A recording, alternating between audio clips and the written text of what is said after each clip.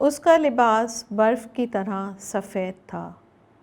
پہلی تلاوت دانیال نبی کی کتاب 7 باب 9 سے 10 اور 13 سے 14 آیات۔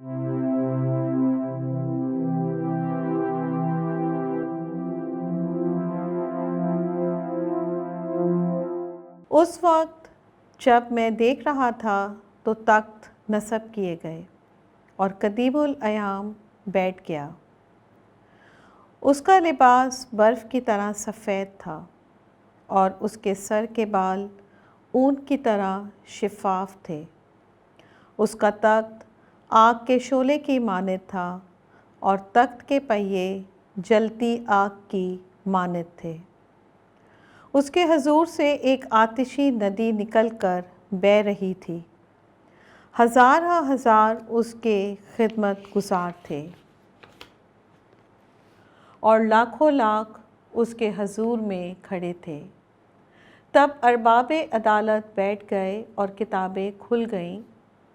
میں نے رات کے رویا میں نظر کی تو کیا دیکھتا ہوں کہ ایک شخص ابن انسان کی مانند آسمان کے بادلوں کے ساتھ آیا اور وہ قدیم الایام تک پہنچ گیا اور اس کے حضور لایا گیا، اور حکومت اور عظمت اور مملکت اس کے سپرد کی گئی، تاکہ تمام قومیں اور امتیں اور زبانیں اس کی خدمت گزار ہوں۔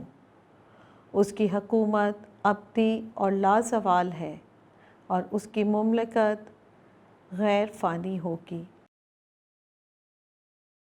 پاک کلام کے پڑھے اور سنے جانے پر خدا کی برکت ہو، خدا کا شکر ہو۔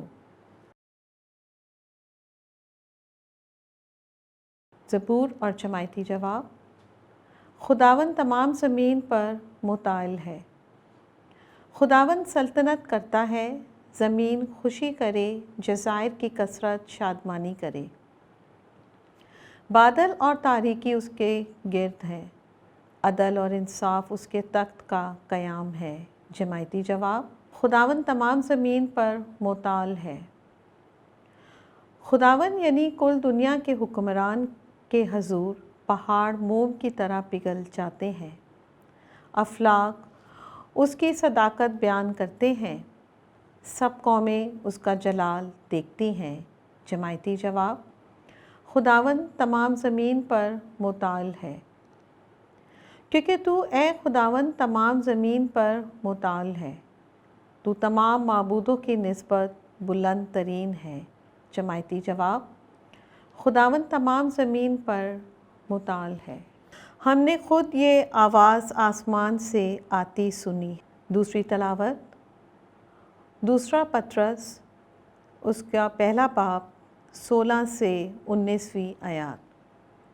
کیونکہ ہم نے تمہیں فلسفی کی کہانیوں کا پیچھا کر کے نہیں، بلکہ آپ اس کی عظمت دیکھنے والے ہو کر اپنے خداوند یسوع مسیح کی قدرت اور ظہور کی خبر دی ہے۔ کیونکہ اس نے خدا باپ سے اس وقت عزت اور بزرگی پائی جس وقت نہایت بڑے جلال سے اسے ایسی آواز آئی کہ یہ میرا بیٹا ہے المحبوب، جس سے میں خوش ہوں۔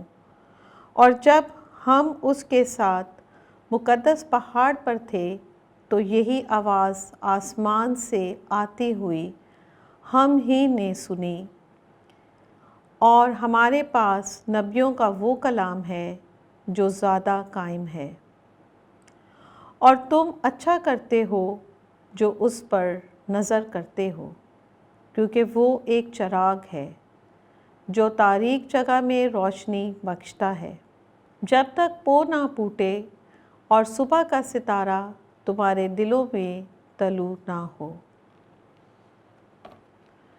پاک کلام کے پڑھے اور سنے جانے پر خدا کی برکت ہو، خدا کا شکر ہو۔